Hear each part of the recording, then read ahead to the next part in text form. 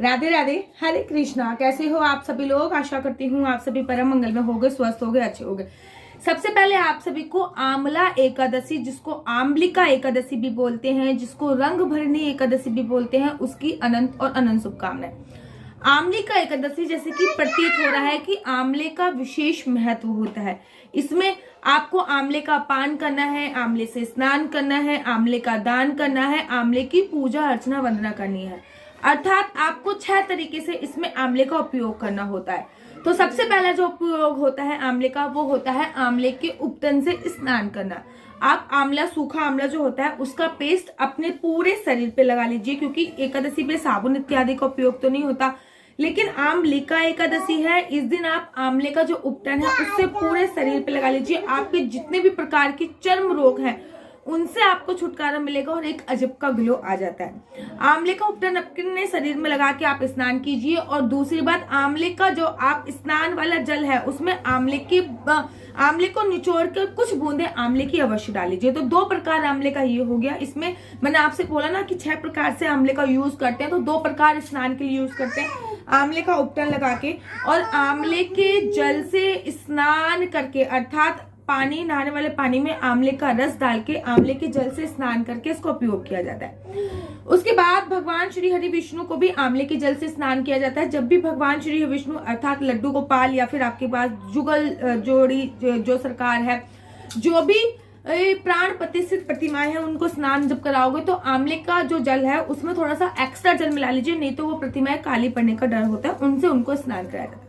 भगवान श्री हरि विष्णु को जो प्रिय भोग है वो इस दिन आंवले का भोग है। इसको रंग भरनी एकादशी भी बोलते हैं। ये दिवाली, होली के आसपास आती है, इसलिए इसमें गुजिया का भोग भी इंपॉर्टेंट होता है। लेकिन आंवले का भोग इस दिन भगवान श्री हरि विष्णु को लगाने से आपको नीच योनि में दोबारा जन्म नहीं लेना पड़ता। मतलब आपके 84 लाख योनियों में से आपको नीच योनि में जन्म नहीं लेना पड़ेगा। आंवले का भोग, आप आंवले का मुरब्बा लगा सकते हो, आंवले के कैंडी का उपयोग कर सकते हो, या फिर धनिया और पुदीना जो कि व्रत में खाया जाता है उसमें आंवले का डाल के आंवले की चटनी भी बना सकते हो, और जो भी आप खाते हो उसका उपयोग कर सकते हो। क्योंकि आंवले का टेस्ट थोड़ा दरदरा होता है, वैसे नहीं खाया जा सकता। आंवला, सूखा आंवला भी खा सकते हो, आंवले की कैंडी भी खा सकते हो। इस दिन किसी भी फॉर्म में आप श्री हरि विष्णु को आंवले का भोग अवश्य लगाइए।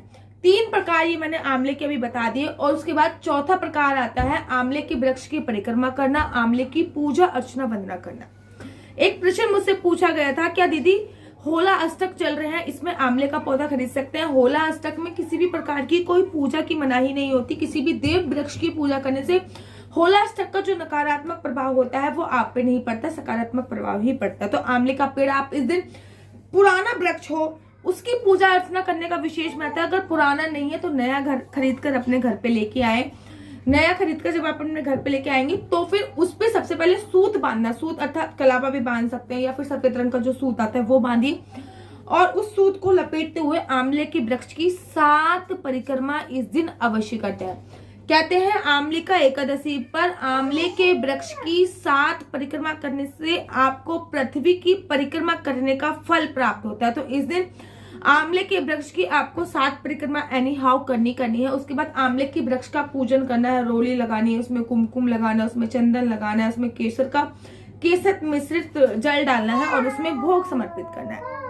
भोग में आप मिश्री का उपयोग भी कर सकते हो और आंवले का उपयोग भी कर सकते हो, आंवले का उपयोग भी कर सकते हो। उसके तत्पश्चात आपको शाम के समय आंवले का दीप प्रज्वलित करने हैं।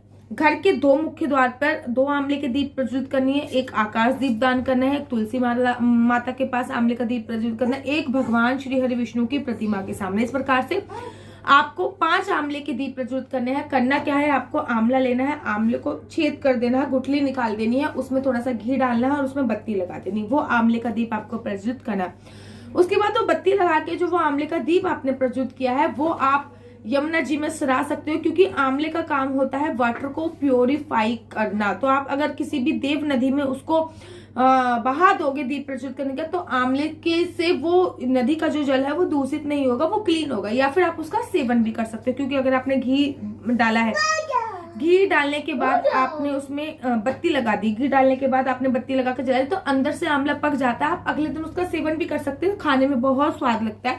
और वो इतनी दिव्य ज्योति के साथ जला है तो उसमें बहुत सारे औषधीय गुणों के साथ साथ सकारात्मक ऊर्जा का भी समावेश होता है। तो आंवले का लास्ट में आपको आंवले का दीप प्रज्वलित करना है। इस प्रकार से आपको आंवले का सेवन करना है। ये 5 तरीके हो गए। एक तरीका होता है आंवले की लकड़ी से हवन करना।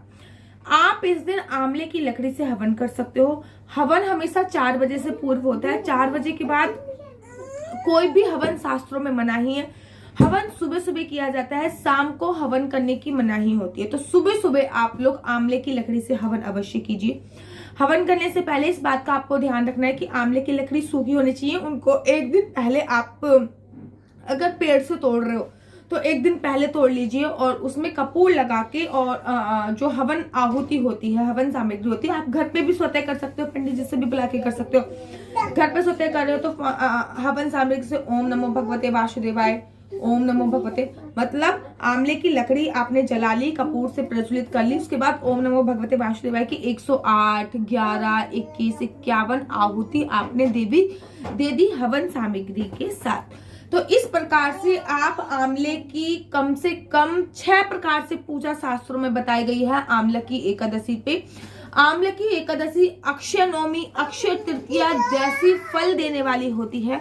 आंवले को जैसे कि सारे नदियों में सबसे जो फेवरेट नदी है, सबसे पवित्र नदी गंगा बताई गई है, उसी सभी वृक्षों में सबसे सर्वोत्तम वृक्ष आंवला बताया गया है। क्योंकि आंवले पे भगवान विष्णु का वास तो होता है, साथ में माता लक्ष्मी का भी वास होता है। आंवले के पेड़ के नीचे बैठकर आंवला खाने से इस दिन आपके घर पे माँ लक्ष्मी की विशेष कृपा होती है और आपको आंवला एनी हाउ दान भी करना होता है।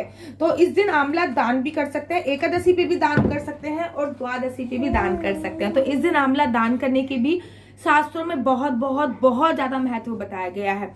तो आप आंवला की एकादशी पर मेरे द्वारा बताए गए ये उपाय अवश्य कीजिए। ये मेरे द्वारा नहीं बताए गए, ये उपाय हैं जो शास्त्रों में बताए गए हैं। आशा करती हूँ आपको मेरी वीडियो अच्छी लगती होगी। अगर आपको मेरी वीडियो अच्छी लगती है तो आप अपना यूट्यूब चैनल हरि बोल को लाइक शेयर सब्सक्राइब करना बिल्कुल भी मत भूलिए। तब तक के लिए मुझे दीजिए इजाजत। राधे राधे, हरे कृष्णा, हरि।